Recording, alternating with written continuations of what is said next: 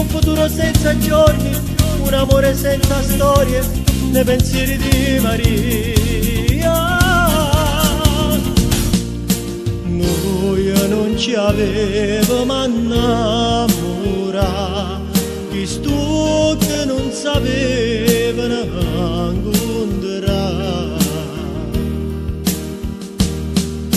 Come si fa a non ci pensare, a restare lontana se roba fatta a moracci per